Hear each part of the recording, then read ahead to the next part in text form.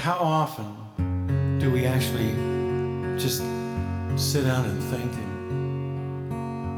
So right now, we're going to turn off all our needs, all the things we're concerned about, and let's just be concerned about Him for a moment. Because if anybody deserves our praise and honor and love and devotion, it's Him. I love you, Lord, and I lift my voice to worship you, oh my soul, rejoice, take joy, my King, in what you hear, may it be a sweet, sweet sound in your ear. Beautiful. Thank you. Thank you. Let me give you a little background before we dive in. This is one of the most beautiful love stories. In fact, it is the most beautiful love story in the Bible. It's an incredible story that happens in the midst of some of the most ugly time in the history of Israel. Israel is falling apart. The first verse of Ruth says that in the time of the judges, this takes place. That was the ugliest, weirdest, wacko time in the history of Israel.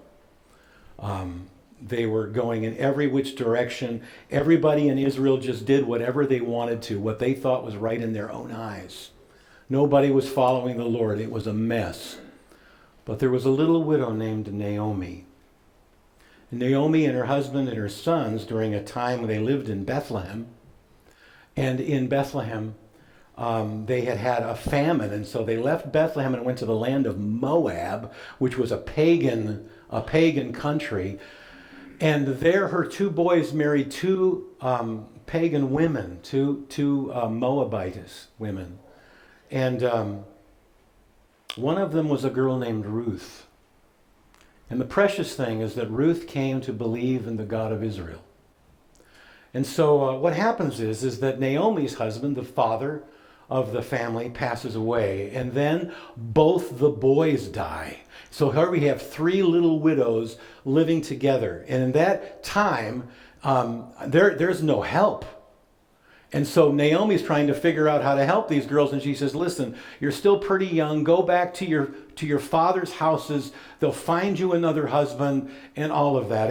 And the one daughter eventually leaves. But Ruth won't leave her. You'll remember the wonderful statement. Naomi does everything she can to get Ruth to turn back because she's trying to take care of this kid. But Ruth says this, don't urge me to leave you or turn back from you. Where you go, I will go. Where you stay, I will stay. Your people will be my people and your God, my God.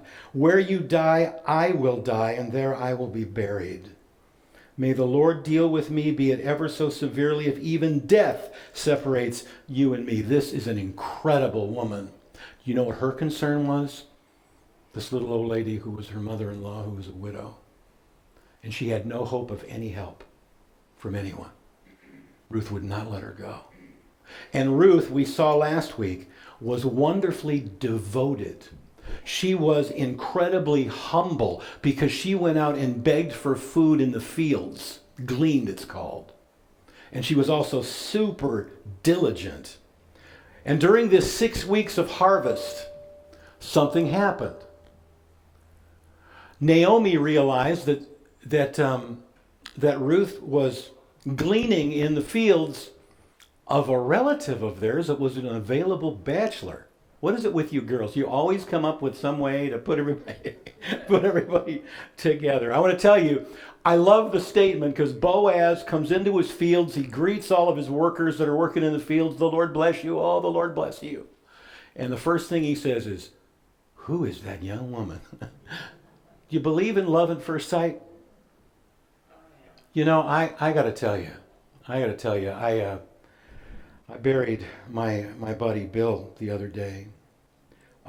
He and Margaret had been married for 59 years. You know what happened to her about 61 years ago? She was sitting in a little cafe in downtown Pontiac with her girlfriends. And Bill was sitting on the other side of the restaurant, just a young kid of 19 or 20. And she said, I'm going to marry him. Guess what? She did. And what's so funny about their marriage is not funny, precious, really. You know how some couples, they go to 25 years or to 50 years and they redo their vows? Bill was so crazy about Margaret that he asked her to marry him again at 25 years of marriage, again at 40 years of marriage, and at 50 years of marriage. That's a record. I've heard of once. I don't think I've ever heard of twice, 3 times. No way. I'd have remembered that. And that's what they say. It was love at first sight. When I saw him, I knew. Well, that happened for Boaz. He saw her and he was toast. He was smitten. So Boaz was deeply moved by her, is the Hebrew. And it means that he was moved by her beauty. You know, there's something to be said about physical attraction. God designed that. That's a good thing. But it was more than that. After he asked who she was, they told really who she was. He said that's the young woman who came back with her mother-in-law Naomi to take care of her. She's been working like a horse all day. She only took a break for a few moments. And Boaz goes over to her and says, listen, I've been told all about what you've done for your mother-in-law since the death of your husband, and how you left your father and your mother and your homeland and came to live with a people that you did not know before. May the Lord pay you for what you have done. May you be richly rewarded by the Lord, the God of Israel. Get this, under whose wings you have come to take refuge. Just put that in the back of your mind for a minute. So, there was this welfare system back then. Okay? The welfare system now is just simply run by our government. But back then it was a social, it was a community thing. It was a family thing. So if you were destitute, the poor could do something. They could go to the fields when a farmer was harvesting his crops. The Lord had commanded them in Leviticus 19 and in Deuteronomy chapter 4 that when you're reaping, don't harvest the corners of your fields. Leave them for the poor. Those are the ones that couldn't even get out into the field. They were so bad off. You give them that food. And then he said, when you're harvesting, when you and your people are harvesting, if you drop some product, leave it lay. That's for the Lord. Leave it alone. And the others could go in and pick those up. It was a welfare system. It was a really good thing. Well, Ruth had taken advantage of that system. It was called gleaning. It's a wonderful thing. It worked really well. But there was another part of the welfare system, and that welfare system is this. If a man died and he was married and his wife didn't have any children, it was appointed to the closest male relative to marry her and to love her and to bring up children with her, so that those children would be named after the late father, and those children would take over the land of the late father, because in Israel, the inheritance of Israel was the land that they had, and it was in their system. It was really, really a great system, probably better than the one we have. It was very good. This person was called the guardian redeemer in the family. The Hebrew word is goel. You've heard it before, and that's what it means. It's a legal term. He's the one that can redeem the person out of their poverty, out of their situation. He's the redeemer. And so he was called to help those who are in need. And so it was a community thing and a family thing, and I think that's really cool. So that's the setting, but I want you to see the matchmaker here, Naomi. Like I told you, you girls are something else. But let me just read to you some of chapter 3, maybe all of chapter 3. I mean, yeah, we got time. Let's read this. One day, Ruth's mother-in-law, Naomi, said to her, "My daughter, I must find a home for you where you will be well provided for." Now, Boaz with whose women you have worked is a relative of ours. Tonight, he will be winnowing barley on the threshing floor. Wash, put on perfume, and get dressed in your best clothes. Then go down to the threshing floor, but don't let him know that you're there until he has finished eating and drinking. And when he lies down, note the place where he is lying, and then here you go, uncover his feet and lie down, and he'll tell you what to do. Say what? Let's keep reading, okay? By the way, there's nothing impure in this, by the way. It's absolutely above board, but I will do whatever you say, Ruth answered. So she went down to the threshing floor and did everything her mother-in-law had told her to do. And when Boaz had finished eating and drinking and was in good spirits, he went over to lie down on the far end of the grain pile. Ruth approached quietly, uncovered his feet, and laid down. In the middle of the night, something startled the man, and he turned, and there was a woman laying at his feet. "Who are you?" he asked. "I'm your servant Ruth," she said. "Spread the corner of your garment over me." It's a better translation, guys. Literal translation is, "Spread your wings over me." Remember, Boaz had said to her, "You've come to take refuge under the wings of the Almighty." Well, now she had done that. Now she's asking for his love and protection. Amazing, amazing. "Spread the corner of your garment over me, since you are a guardian redeemer of our family." Here's Boaz. "The Lord bless you, my daughter. This kindness is greater than which you showed earlier." Okay, she had showed earlier her kindness to her mother-in-law. He's honored that she would want him. Is that beautiful? This is a double kindness you're showing. "You've not run after the younger men, whether rich or poor, and now, my daughter, don't be afraid. I will do for you all you ask. All the people of my town know that you are a woman of noble character. Although it is true I am a guardian redeemer of our family, there's another who is more closely related than I. Stay here for the night, and in the morning, if he wants to do his duty as your guardian redeemer, good, let him redeem you. But if not, as surely as the Lord lives, I will do it. Lay here until morning." So she lay at his feet until morning, but got up before any could be recognized. And he said, "No one must know that a woman came to the threshing floor." And he also said, Bring me the shawl you're wearing and hold it out." And when she did so, he poured into it 6 measures of barley and placed the bundle on her shoulder. It was quite a load. And then he went back to town. And Ruth came to her mother-in-law.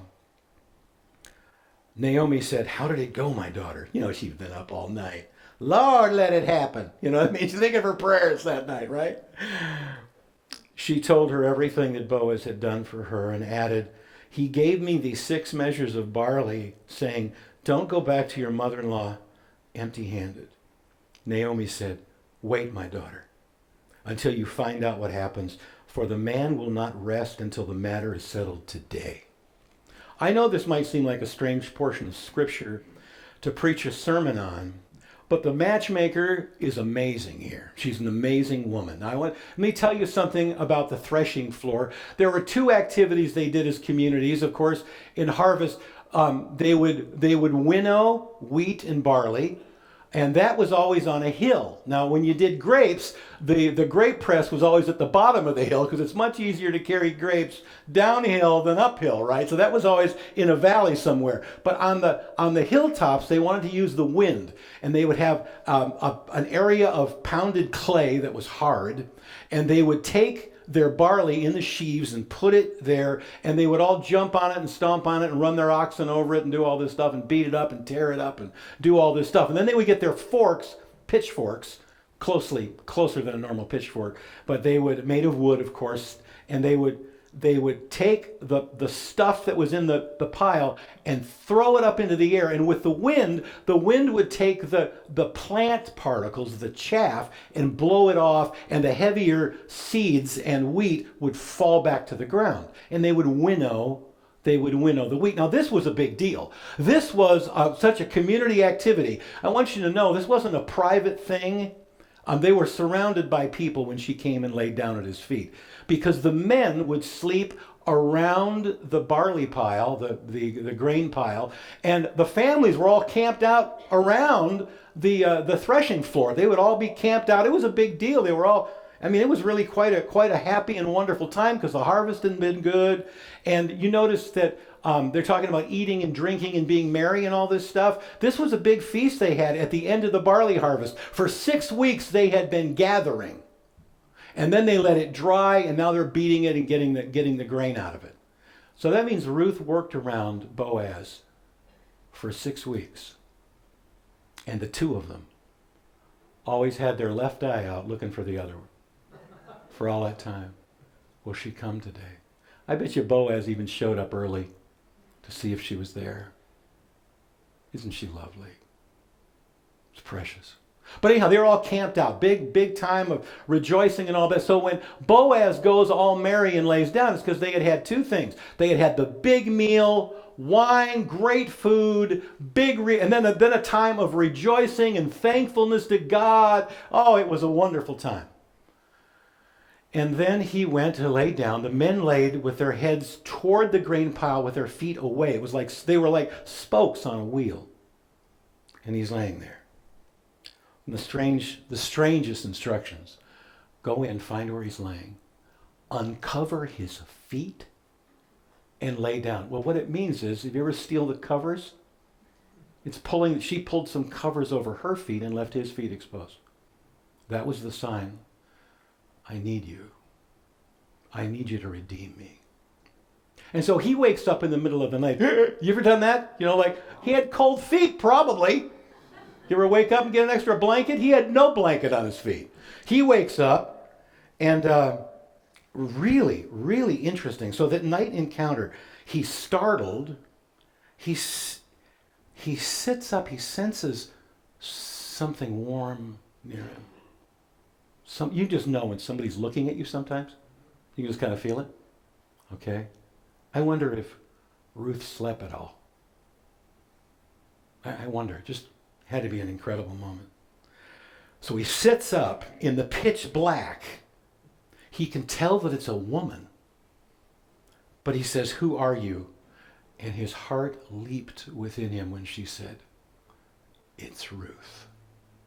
His dreams were coming true also. Now I want you to see something. Boaz was the redeemer of the family. He is that guy. He is the one who can rescue her. He has all the power, all the wealth, all the authority, and is completely willing to do it. But it hadn't happened till now. Why is that? It's because it was up to the person in need to recognize their need and call for the kinsman redeemer to save them. Ruth had to make the move. And look at Naomi, got a stalemate going on here. Boaz can't do anything. She's so modest, I don't know what to do. I'm going to have to take it in my own hands. And she helps Ruth learn what to do to make the request. But it was never going to happen if she didn't make a request. You have a redeemer. His name is Jesus. And he died for the sins of the world. And he holds in his hand all power and all authority, all knowledge. He is everywhere at the same time. He is the living God of all. There's none other but him. And he had loved us so much, he had redeemed us by sending us his son. It's there. It's offered to the whole world. You might have been raised in a church tradition, and that's a great thing. It's great to grow up in the church and know the folks and be around all of this. It's a wonderful, wonderful thing. But sometimes we are duped into thinking that just because we were raised in a Christian tradition, that meant we were his. And we're not. When does the sacrifice of Jesus Christ, When is it applied to my life? Ruth had everything there. The wonderful man, all of his ability, all of his willingness, he could do everything for her. But she had to make the move and surrender to him. Do you get that? Now listen to this. I'm going to read you from the Gospel of John, chapter 1, verse 10. He was in the world, and though the world was made through him, the world did not recognize him. He came to that which was his own, but his own did not receive him. Yet, get this now, get this. To all who did receive him, to those who believed in his name, he gave the right to become children of God. What happened? They made a move. Do you see the move? The move is when it says many has received him. You know what it means? It means to take into hand. I believe that's an ink pen. I believe that ink pen was given to me by Tracy Bakke. She gave me this one day on one of the Father's Day things. It was mine. But until I took it in my hand, it wasn't mine and didn't work for me. You see that? Now let me tell you, you can be religious. You can believe that Jesus is everything the Bible says. You can believe that the Bible is completely true. That's not it. Will you surrender your life to Jesus Christ?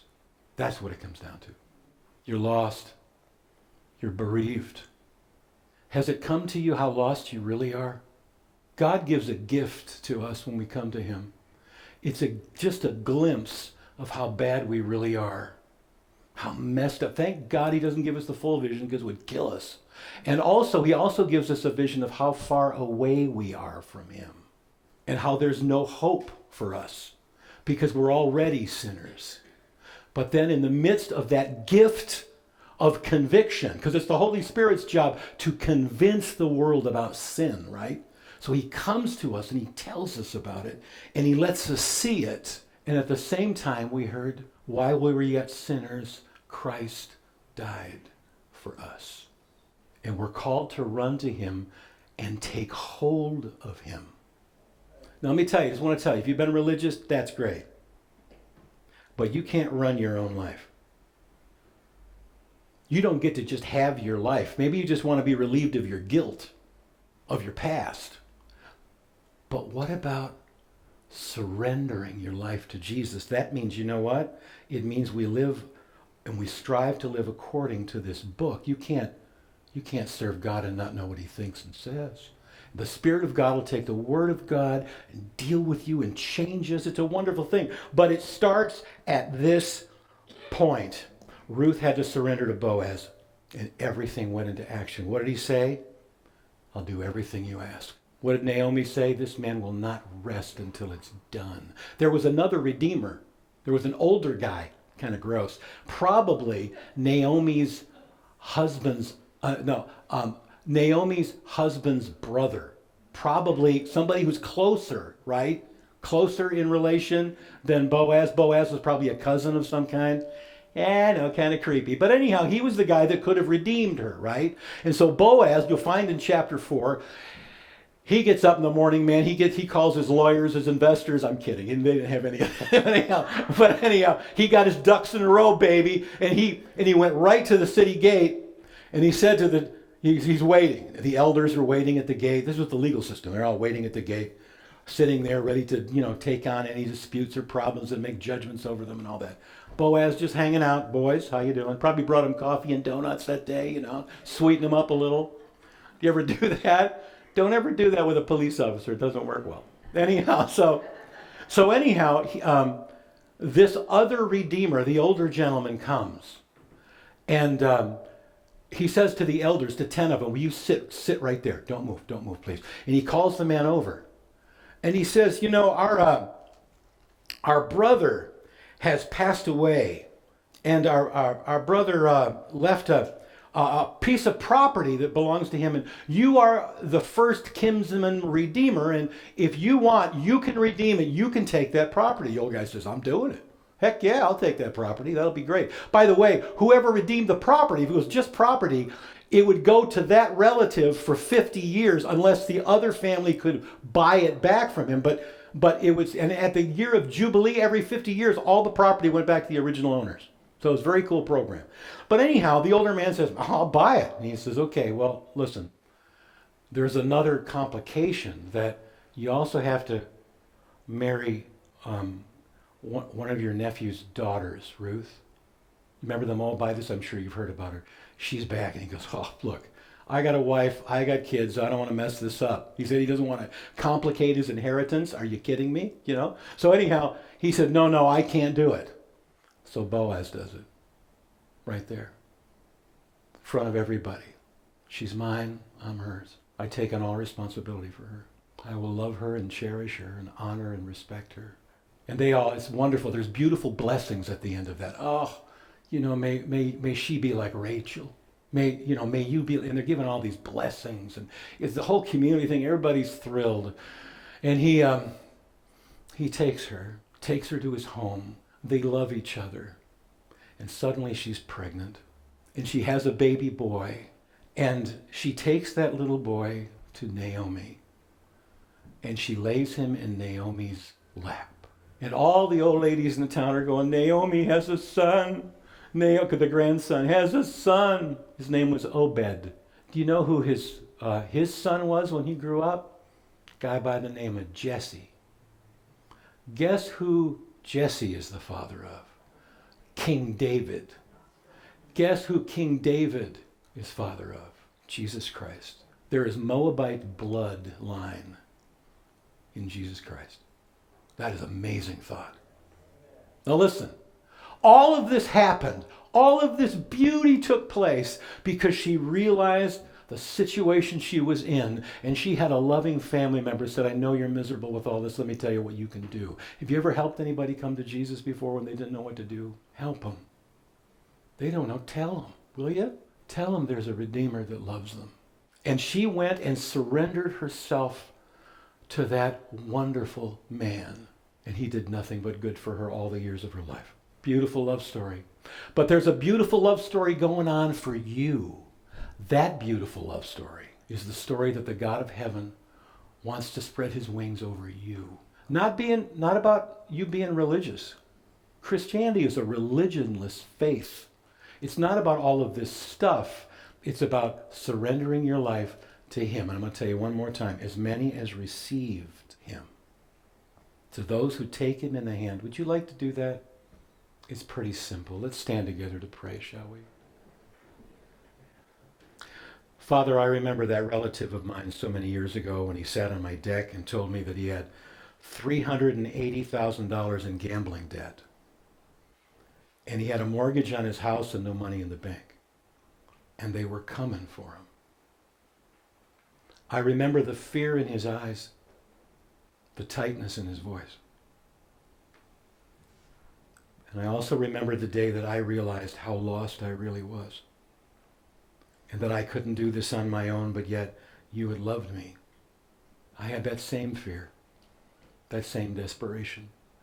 Would you give all of us the gift of repentance, Lord?